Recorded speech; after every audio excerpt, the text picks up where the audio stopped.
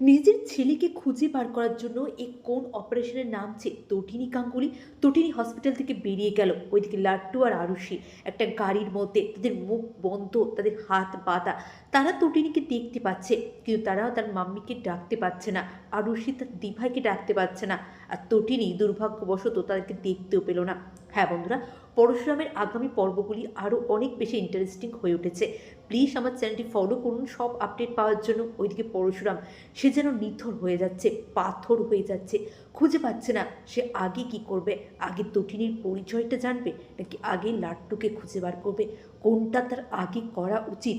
ওদিকে রাতের বেলায় এক অপারেশনে নামবে তটিনী, এমনটাই সে ফোনে নিশাকে বলেছিল। কিন্তু কোন অপারেশন, কোথায় যেতে চাইছে, কোনো কিছু কেস করতে পারছে তটিনী, যে বিজিত কোথায় থাকতে পারে, বিজিত কোথায় নিয়ে যেতে পারে তার ছেলে লাট্টু আর বোন আরুষিকে।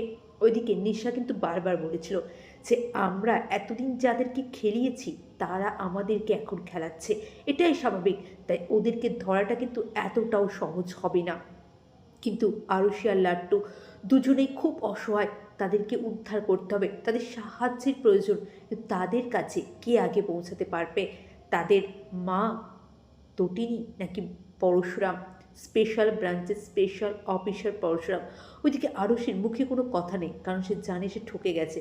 আরুষি একবার একটা ফোন পায়, ফোন করার চেষ্টাও করে, কিন্তু তখনই বিজিতের লোকেরা চলে আসে, তাদের সমস্ত প্রচেষ্টায় ব্যর্থ হয়ে যাচ্ছে। তারপরেই বিজিতের লোকেরা এসে আরুষি আর লাট্টুর মুখে পট্টি বেঁধে দেয়। হ্যাঁ বন্ধুরা, পরশুরাম আজকের নায়ক সিরিয়ালটা আপনাদের কেমন লাগছে অবশ্যই কমেন্ট করে জানান। কতটা ইন্টারেস্টিং হয়ে উঠেছে সিরিয়ালটা আপনাদের কাছে কমেন্ট করে জানাতে ভুলবেন না। অনেক ধন্যবাদ সকলকে ভিডিওটি দেখার জন্য। সকলে ভালো থাকুন, সুস্থ থাকুন, আমার চ্যানেলটি ফলো করতে থাকুন।